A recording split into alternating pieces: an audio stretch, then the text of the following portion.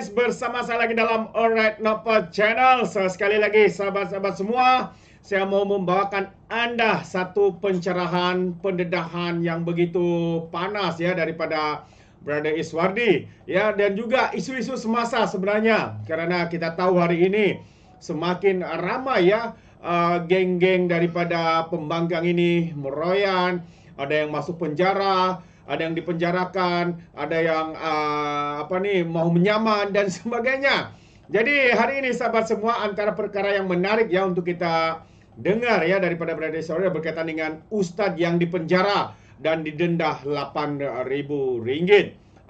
Sanusi juga dicabar untuk saman warga maya yang membuat pendedahan, membuatkan MB Lato-Lato ini kantoi sahabat-sahabat semua. Jadi tanpa buang masa, mari kita tonton video ini. Dan jangan lupa juga untuk terus support Alright Napa Channel. Dan begitu juga dengan Brother Iswardi ya di TikTok, YouTube dan juga Facebook beliau untuk mendapatkan info-info yang terkini. Jadi tanpa buang masa, mari kita tonton bersama video ini sahabat-sahabat semua. Right. Ustaz dipenjara 5 bulan, denda Rp8.000 buat hantaran jelik terhadap Agong. Abdul Malik Tengah ketika didakwa di Mahkamah Session Ipoh atas 2 pertuduhan membuat hantaran jelik terhadap Yang di-Pertuan Agong menerusi kumpulan WhatsApp. Seorang ustaz dijatuhi hukuman penjara 5 bulan dan denda Rp8.000 oleh Mahkamah Session atas 2 pertuduhan membuat hantaran jelik terhadap Yang di-Pertuan Agong menerusi kumpulan WhatsApp 2 tahun lalu. Hakim Azizah Ahmad menjatuhi hukuman itu setelah tertuduh Abdul Malik 63 menukar pengakuan kepada bersalah dalam prosiding sebutan semula kes hari ini. Tertuduh yang juga penceramah berdepan hukuman pertambahan iaitu penjara 2 bulan jika gagal membayar denda berkenaan. Mahkamah memerintahkan hukuman penjara terhadap tertuduh berjalan serentak bermula tarikh ditangkap iaitu 23 Januari lalu. So kalau dia masuk penjara 5 bulan, so dia ada balance dalam 2 bulan lagi lah. Mengikut pertuduhan pertama dan kedua, tertuduh didakwa secara sedar membuat dan memulakan penghantaran komunikasi jelik terhadap Yang di-Pertuan Agong dengan niat untuk menyakitkan hati orang lain dalam kumpulan WhatsApp soal jawab tasawuf. Hantaran itu telah dilihat pada pukul 8.30 di Batu 10, Kampung Padang, Bota Kiri di Perak Tengah pada 22 November. Tapi kesalahan, denda RM50,000 atau penjara tidak lebih setahun atau kedua-duanya sekali. Bermakna dekat sini tertuduh iaitu Ustaz Abdul Malik ini telah pun mengaku bersalah, menukarkan kenyataan beliau daripada tidak bersalah kepada bersalah. Jadi daripada situ kita dapat lihat maka beliau terus dijatuhkan hukuman. Mungkin sebelum itu dia memilih untuk perbicaraan, tapi sekarang dia memilih untuk untuk mengaku salah lah. Now, yang bestnya tuan-tuan, apabila dia mengatakan bahawa ini adalah kumpulan dalam WhatsApp, kumpulan sufi, tasawuf.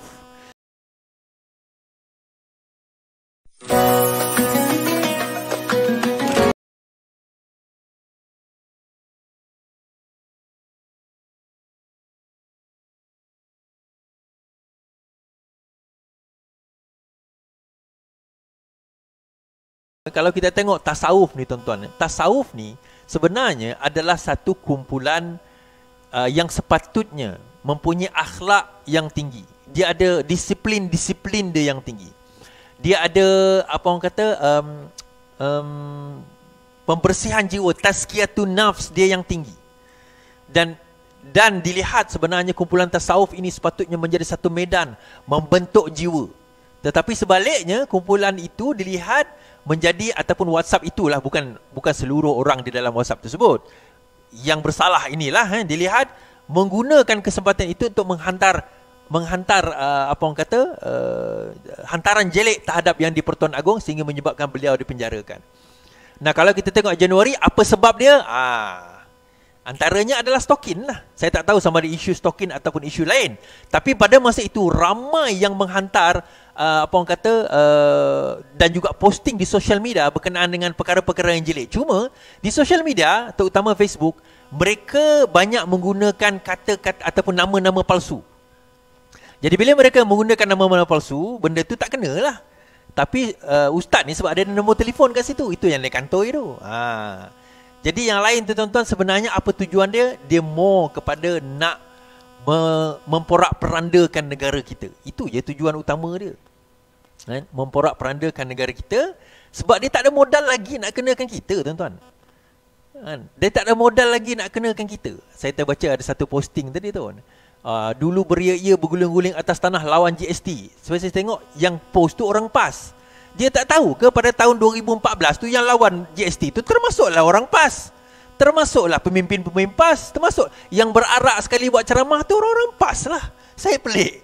Tiba-tiba dia amnesia pula bila dia tak jadi kerajaan, dia pula amnesia. Dan kita tengok sekarang ni GST tak ada.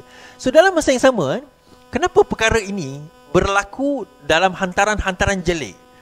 Dia tak mampu untuk nak bantai kita dalam polisi-polisi, kan? Dan di dalam UMNO itu sendiri, di dalam UMNO itu sendiri, Puan Zakarshi sendiri membantai Rafizi dengan mengatakan bahawa Rafizi gagal, formula dia gagal dan sebagainya. Rafizi mengatakan itu isu peribadi sebab dia kalah waktu jadi jasa dahulu. Puat kata tidak. Puan Zakarshi mendakwa kritikannya terhadap sistem pangkalan bukan bersifat peribadi seperti didakwa Rafizi. Malah katanya dia tidak mempunyai masalah peribadi dengan timbalan presiden itu. Rafizi dakwa kritikan saya bersifat peribadi. Menurutnya saya tetap tidak akan puas hati walaupun Malaysia menjadi karaya. Sedangkan itulah sikap dia masa Najib jadi PM. Semua tidak betul. Najib mahu Malaysia jadi negara berpendapatan tinggi. Dia pula kerja menghasut. Tapi bukan Najib dia dah bersalah ke? Kan? So betul apa yang Rafizi buat? Ke salah? Sekarang dia tahu isi RL itu bagus. HSR, PAN, Borneo, GST, Tun Razak Action Rapid. GST, bila masa kita kata GST itu bagus? Dan manfaat kepada rakyat negara. Tulisnya dalam hantaran Facebook. TRX tu tak boleh buat apa? Takkan nak roboh pula. Kan? Rapid, BRIM tu tuan-tuan, kita tukar kepada STR. Yang penting sasarannya. Dia bukan isu BRIM tu. Yang penting sasarannya. Bagaimana sasaran itu sampai atau tidak kepada rakyat, itu isu dia. Dan kenapa disampaikan? Disebabkan pada waktu itu ada masalah dengan, yes, you guessed it, 1MDB. Untuk menutup isu-isu tersebut. Kan? Saya boleh sebut, sebab pun ada sebut Majlis Kerja Tertinggi. Saya ni orang biasa je tuan-tuan. Takkan saya sebut kena tegur puan sebut tak ada benda. Kan? So kalau kita tengok dan nilaikan sekarang ini, bila dia kata tak setuju dengan negara berpendapatan tinggi. Siapa kata tak setuju dengan negara berpendapatan tinggi? Kita tak pernah kata tak setuju. Seingat saya dalam kempen politik kita tak pernah kata kita tak setuju dengan negara berpendapatan tinggi. Apa yang kita tidak setuju sebenarnya adalah apabila kita menggunakan kekayaan negara bukan untuk mengaya ataupun meningkatkan pendapatan rakyat. Yang tinggi dalam negara berpendapatan tinggi ini adalah setengah-setengah golongan kroni saja. Yang itu yang jadi masalah. Sebab itu antara perkara yang kita lawan, perkara yang kita bantah dan perkara yang kita bahaskan. Kan? Dan akhirnya hari ini ASB 2 thank you for sustain. Bro appreciate, thank you for sustain.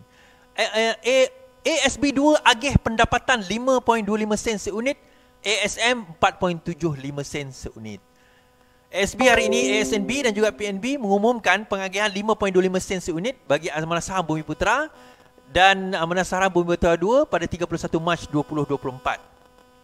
Sebanyak 670 juta bakal memanfaatkan 552,297 pemegang unit.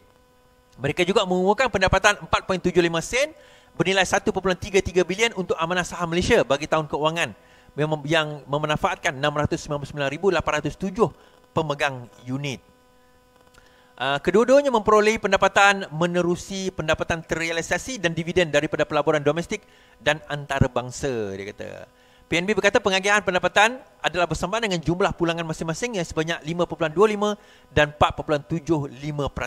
Kedua-duanya mengatasi penanda aras deposit tetap 12 bulan Maybank iaitu 2.84 sebanyak 241 mata asas. Okey, so maksudnya lebih daripada FD lah. So ASB maka lebih daripada FD, maka daripada situ kita dapat lihat bahawa akhirnya pelaburan di dalam ASB ASNB ni adalah lebih baik daripada pelaburan di dalam apa orang kata fixed deposit. Tahniah kepada PNB dan semoga terus kita agih-agihkan pendapatan dan kita tingkatkan lagi pelaburan kita insya-Allah supaya menjadi lebih baik pada masa akan datang. Alright.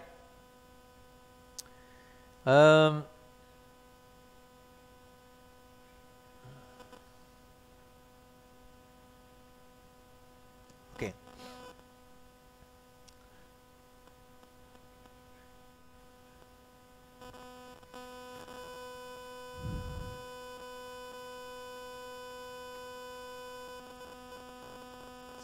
teruk betul.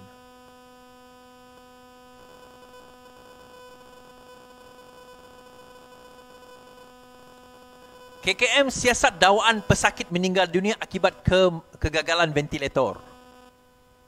Kementerian Kesihatan menubuhkan jawatan kuasa penyiasat bebas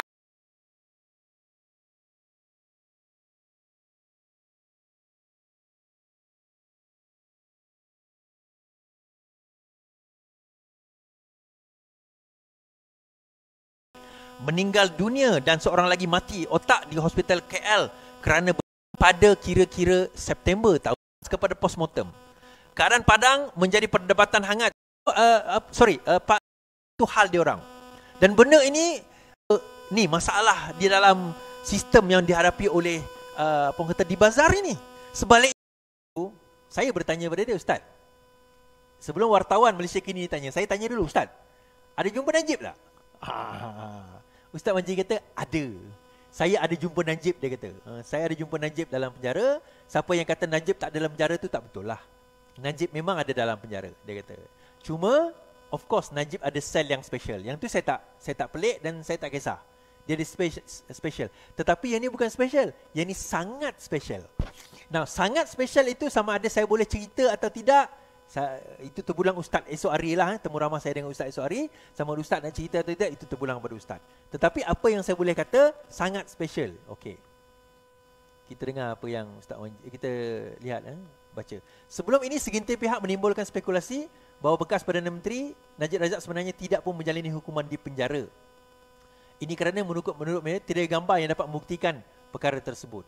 Dia kata tak ada gambar pun. Maka kalau tak ada gambar, bermakna Najib tu sebenarnya tak dalam penjara lah. Dia mungkin dekat luar, dia kata mungkin dekat rumah dia dan sebagainya, mungkin. Itu semua kemungkinan-kemungkinan. Tetapi Ustaz Manji mengesahkan tidak, betul beliau berada di dalam penjara dan beliau menjalani hukuman seperti orang lain. Cuma bezanya, yang ni saya boleh ceritalah, bahawa dia nampak. Dia tidak memakai baju banduan, cuma tak ada pakai kot. Dia pakai baju biasa saja, baju orang biasa. Sebagaimana Ustaz Manji pakai baju banduan. Baik. Kita dengar interview Ustaz Manji dengan wartawan. Najib ni kita bukan jumpa, kita nampak. Nampak. Sebab bila saya punya blok ni blok yang belakang sekali. Jadi ada dekat dia punya kawasan Padang tu ada 2 blok. Lepas tu seberang Padang tu ada 1 blok yang lain. Jadi Najib duduk blok tu. Jadi bila peguam datang, kita pun boleh berjalan. Nampak lah. Macam tu je lah. Apa nak cakap? Cakap tak boleh. Jauh. Kalau cakap nampak, tapi nak cakap tak boleh. Jadi Tak ada selisih dengan Najib kan? ada. Macam mana dia nampak dia ni kan? Cukup ke, okey ke? Biasa saya nampak macam tu je. Kalian ada dia? Dan dia tak pakai baju banduan. Kita pakai baju banduan. Dia Pakai biasa. Macam kita duduk rumah-rumah macam tu lah. Bukan dia pakai kot, tak lah. Maksudnya dia pakai macam duduk kat rumah kita. Macam saya dekat dalam tu pakai baju banduan. Tapi dia dalam blok yang sama ke? Tak, blok yang lain. Baru-baru ini telah mengeluarkan satu kenyataan bahawa Kedah Agro itu bankrupt. Itu kesalahan pekerja 24 orang tak pandai cari duit. Sanusi mengatakan itu adalah tugas mereka cari duit. Work from home. Aku tak cerita lagi ni. Yalah dah kau yang suruh. Dia kata takkan kita nak ambil duit negeri bagi kepada Kedah Agro nak tutup hutang apa semua. Siapa suruh ambil duit negeri? Kedah Agro ni bawa MBI. Duit MBI lah. Kemudian ada seorang wanita telah mendedahkan. Seorang wanita ni mendedahkan, rupa-rupanya Sanusi telah misleading di dalam kenyataan beliau. Tapi sebelum itu kita dengar kenyataan Sanusi terlebih dahulu. Lepas tu mereka kata gaji Kedah Agro tak bayar. Saya nak jelaskan bahawa Kedah Agro ni syarikat. Saya mengetuai kerajaan. Duit kerajaan tak boleh guna bayar gaji syarikat. Tak boleh. Bukan payah pun nak jawab. Sebenarnya tipu tuan-tuan. Ini saya terangkan. Ini satu penipuan. Dia kata Kedah Agro adalah sebuah syarikat. Betul? Dia kata saya ketua negeri. Betul? takkan saya nak gunakan duit negeri untuk bayar duit syarikat. Yang tu salah. Kenapa? Kedah Agro sebuah syarikat, betul. Dia adalah ketua negeri, betul.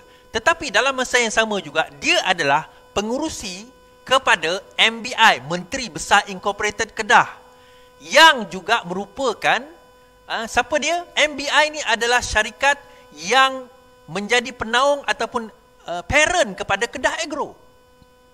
Kita bukannya nak minta supaya dia ambil duit kerajaan negeri dan bayar kepada Kedah Agro. Kita bukan minta macam tu. Bayar gaji 24 orang sampai 9 bulan tak ada boleh gaji. Kita kata MBI tu buat apa? Dan bila saya cek MBI Negeri Kedah, last audited report dia 2019, tuan-tuan. Dia tak ada audited report 2020, 2021, 2022, 2023 jauh sekali lah. Belum lagi kan? 23 sepatutnya dah. Sepatutnya dah dah masuk 24 dah. 23 mungkin tengah prepare. Tapi mana dia audited report 20, 20, 21 dan 22? Dalam website tak ada. Saya tak jumpa. Saya search, saya tak jumpa. So adakah MBI Negeri Kedah ini bermasalah sehingga tak mampu menjaga anak negeri? Dan menurut pegawai yang bekerja di di Kedah Agro, sebelum ini kalau lambat gaji pun sebulan. Ini 9 bulan. Dia nak salahkan 24 orang. Bos tu dia.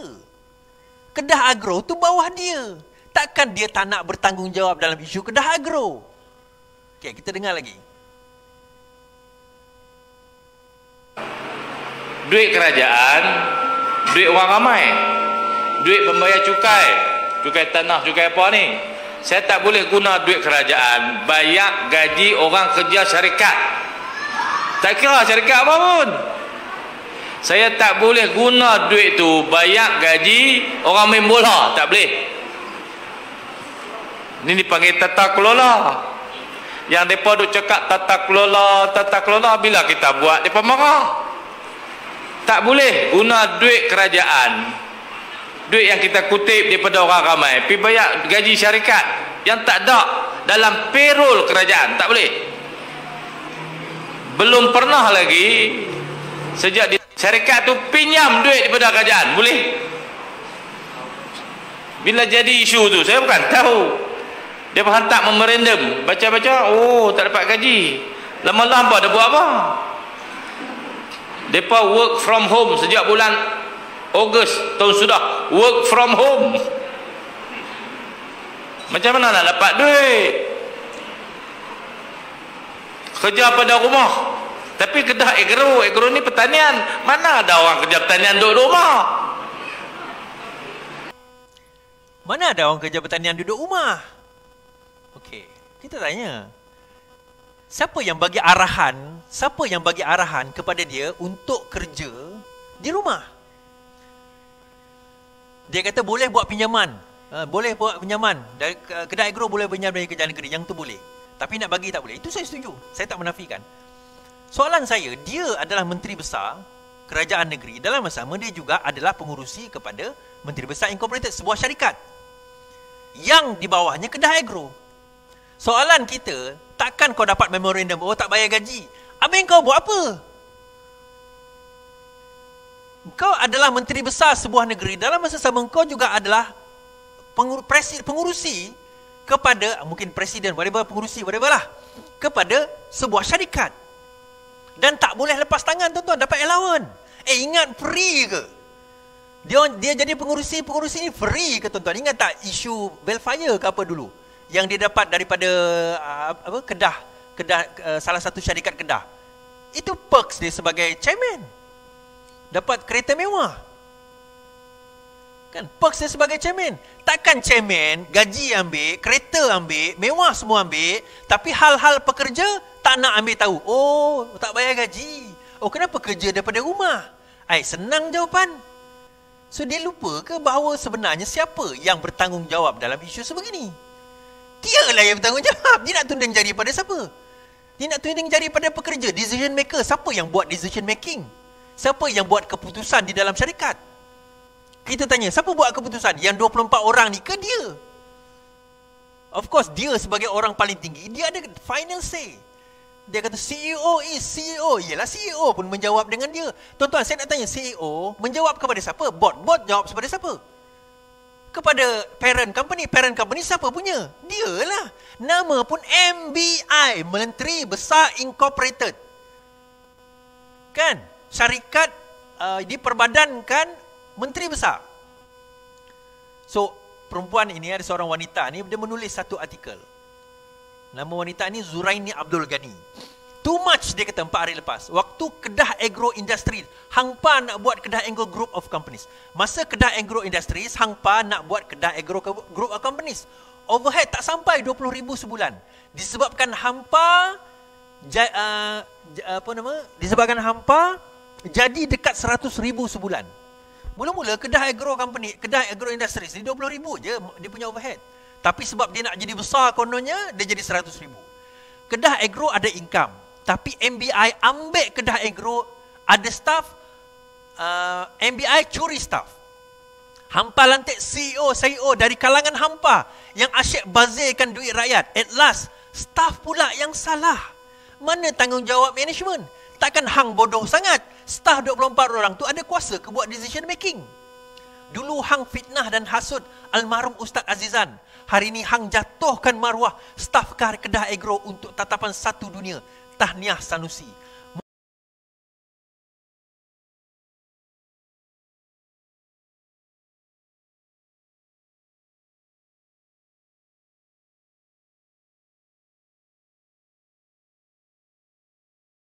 Sini, tapi aku yakin seburuk-buruk balasan sedang menanti. Cincin sakti hang akan mati. Kes tak dapat gaji ni bukan baru bulan ni, dah lama. Tapi kenapa dari dulu tak tutup? Sebab masih ada ruang untuk berbagi habuan kan?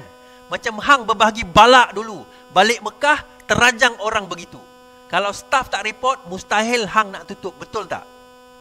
Ni baru kes Kedah Agro. Macam mana dengan Kedah Tourism? Aku tak pernah nak maki orang kat FB, tapi hang ni betul-betul buat aku benci lah. Macam kata hang kat kawan-kawan aku tu, kepala bapak hang. Sebab dia kata benda lintah darah. So daripada situ, Sanusi pun komen. Tuan, Sanusi komen.